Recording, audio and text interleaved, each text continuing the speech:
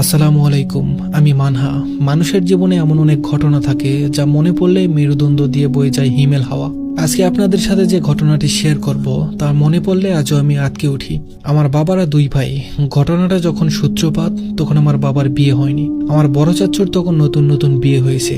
চাকরির সুবাদে তিনি বেশিরভাগ সময় বাড়িতে থাকতেন না। তখন বাড়িতে থাকতো শুধু আমার দাদা, দাদি, চাচি আর আমার বাবা। মূল ঘটনা শুরু হয় আমার চাচিকে কেন্দ্র করে। নতুন বিয়ে হয় তিনি আমাদের বাড়ির সম্পর্কে খুব বেশি কিছু জানতেন না। বলে রাখা ভালো, আমার দাদা বাড়ি ছিল একদম আজোপাড়াগায়। আমার দাদা বাড়ির চারপাশে ছিল প্রচুর গাছগাছালি, তাই দিনের বেলাতেও গা ছমছমে পরিবেশ বিরাজ করত। বাড়ির একদম গা ঘেঁষেই ছিল বিরাট একটা তেঁতুল গাছ। লোকমুখে শোনা যায় এই গাছটা নাকি বেশ পুরনো। অনেকেই বলতেন ওই গাছটিতে নাকি গদরের মানে কোনো খারাপ কিছুর বাস আছে। গ্রামের ভাষায় যেটাকে বলে গদর। এবার মূল ঘটনায় আসি। তখন ছিল বর্ষাকাল, তাই দাদিমা চাচিকে দ্রুত রান্না সারতে বলেছিলেন। তখন অবশ্যই দুপুর 12টা বাজে, তবে আকাশ দেখে মনে হচ্ছিল সন্ধ্যা নেমে গেছে। সেদিন চাচু ছুটির কারণে বাড়িতে এসেছিলেন, তো চাচি তাড়াতাড়ি রান্না সেরে গোসল করতে গেলেন। ঠান্ডা পরিবেশে গোসল করতে তার বেশ ভালোই লাগছিল। গোসল সেরে সিঁড়ি বেয়ে উপরে উঠতেই তার চোখ গেল সেই তিতুল গাছটার দিকে। তিনি দেখলেন মানুষের মতো কিছু একটা গাছ বেয়ে উপরের দিকে উঠছে। দেখতে মানুষের মতো হলেও গায়ের রং কালো কুচকুচে।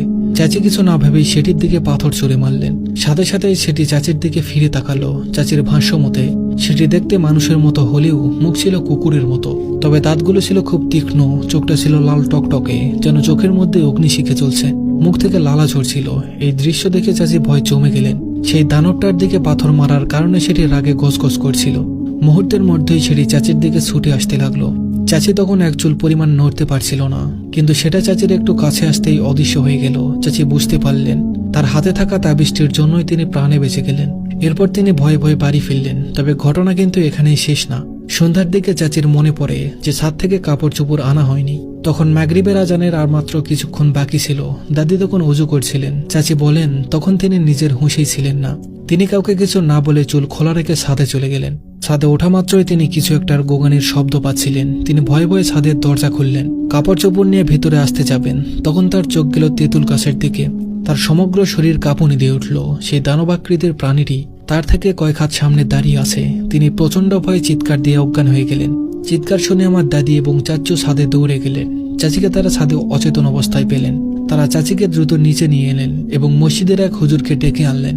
হুজুর এসে চাচিকে ঝাড়ফুঁক করলেন, পানি পড়া দিলেন। চাচির গান ফিরলেই তিনি বারবার ভয় চিৎকার করছিলেন। হুজুর তাকে কোনোভাবে শক্ত করলেন। হুজুর দাদাকে বললেন চাচির উপরে গদরের নজর পড়েছে।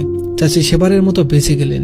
2023 সাল। সেবার ঈদে আমরা সকল কাজিন মিলে দাদা বাড়িতে বেড়াতে গেলাম। ঈদের 2 দিন আগে সকল কাজিন মিলে ঠিক করলাম ছাদে যাব, সেখানে গিয়ে আড্ডা দিব।